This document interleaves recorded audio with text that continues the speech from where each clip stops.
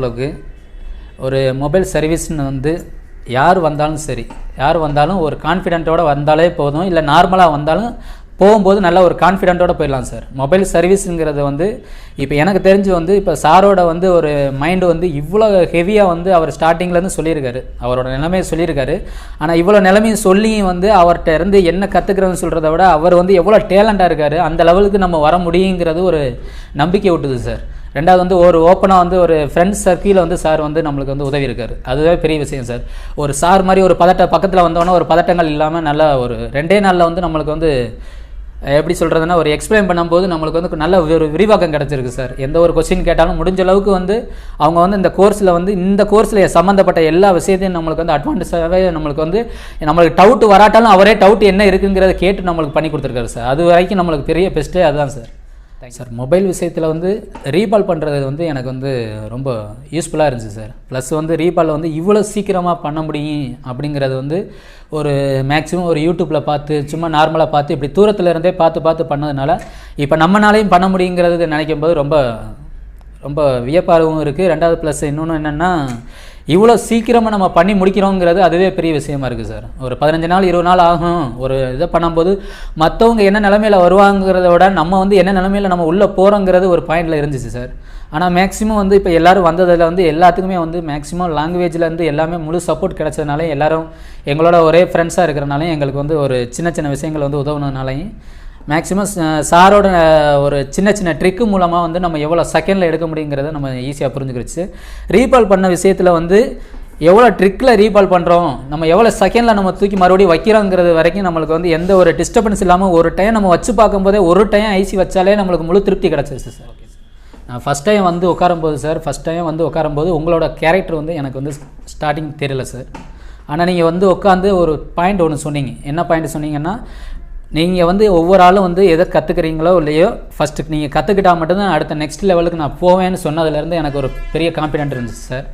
Plus வந்து நீங்கள் ஐசியை வந்து எவ்வளோ சீக்கிரமாக எடுக்க முடியுமோ, எத்தனை செகண்டில் எடுக்க முடியுமோங்கிறத ஒரு ட்ரைனிங் கொடுத்த உடனேயே எவ்வளோ பெரிய ஐசியை இவ்வளோ செகண்டில் நம்ம எடுக்கும்போது நம்ம வந்து சின்ன ஐசிகளை நம்ம வந்து எவ்வளோ கேஷுவலாக எடுக்கலாங்கிறது வந்து ஒரு நம்மளுக்குள்ளே கான்ஃபிடென்ட் ஆகி அவ்வளோ சீக்கிரமாக நம்மளுக்கு வந்து ஒரு புத்துணர்ச்சி கொடுத்த மாதிரி ஆயிடுச்சு சார். இந்த ஒர்க்குக்கு வந்ததுலேருந்து, இந்த இடத்துக்கு வந்ததுலேருந்து நம்ம நெக்ஸ்ட் நாள் அடுத்தடுத்து ஒரு ஆவலாகவே இருந்துச்சு சார். நம்ம சர்வீஸ் பண்ணாலும் எந்த ஒரு மைண்ட் டார்ச்சர் இல்லாமல் நம்ம ஃப்ரீயாக பண்ணலாம் சார்.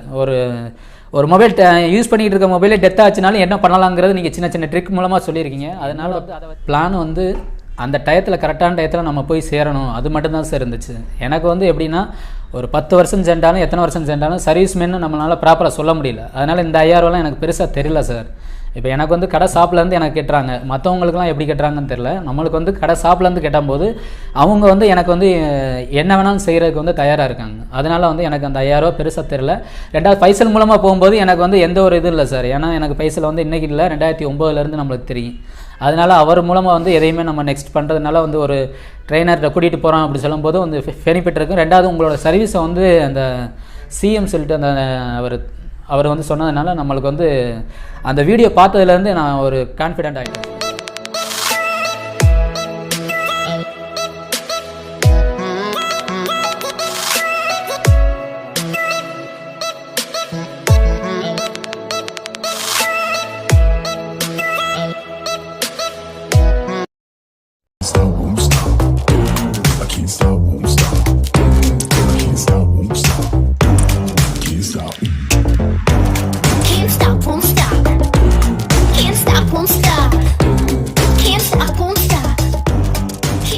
வந்து பார்த்திங்கன்னா அந்த எக்யூப்மெண்ட்ஸ் இதெல்லாம் கொஞ்சம் நல்லாயிருக்கு. ட்ரைனரை பொறுத்த வரைக்கும் பார்த்திங்கன்னா ஃப்ரெண்ட்லி அப்ரோச் பண்ணுறது எனக்கு ரொம்ப பிடிச்சிருக்கு.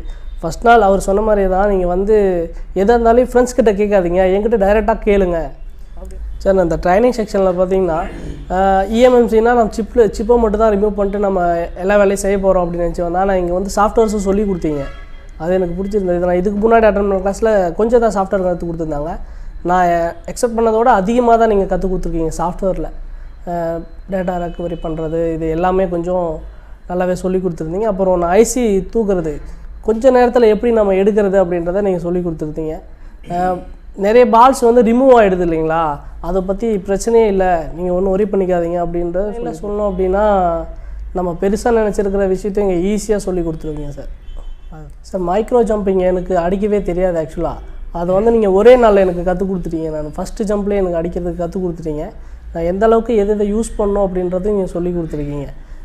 ஜம்பர் பொதுவாக எடுத்துக்கினா நம்ம காமனாக பேசிக் எப்படி அடிக்கிறோமோ அந்த மாதிரி சொன்னீங்க. இது ஜம்பர் ஒயர் வந்து எதுக்கு எப்படி யூஸ் பண்ணணுன்றது நீங்கள் சொல்லியிருக்கீங்க.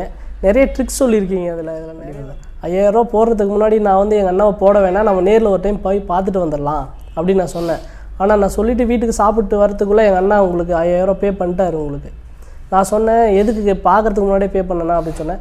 எவ்வளோ நம்ம இது லாஸ் பண்ணியிருக்கோம்டா, அதில் 5000 ரூபா போனால் பெருசு இல்லை, பார்ப்போம் நம்ம அப்படின்னு சொல்லிட்டு சொன்னார். எனக்கு கொஞ்சம் பயமாக தான் இருந்தது முன்னாடி போடும்போது. சார் உங்களை சூஸ் பண்ணதுக்கான காரணம் என்னென்னு பார்த்தீங்கன்னா உங்கள்கிட்ட இருக்கிற எக்யூப்மெண்ட்ஸ் தான் சார். இந்த மாதிரி எக்யூப்மெண்ட்ஸ் நான் எங்கேயும் பார்க்கல. நான் கடையில் வச்சுருக்கிற எக்யூப்மெண்ட்ஸ் எல்லாம் பார்த்திங்கன்னா பேசிக் லெவல் தான். சிப் லெவலுக்கு இந்த மாதிரி எக்யூப்மெண்ட்ஸ் நான் எங்கேயுமே பார்க்கல. நான் நிறைய இடத்துல சர்ச் பண்ணேன், அதில் வந்து இந்த மாதிரி எக்யூப்மெண்ட்ஸ் எங்கேயும் நான் பார்க்கல சார். அதனால தான் உங்களை சூஸ் பண்ணதுக்கு ஃபஸ்ட்டு.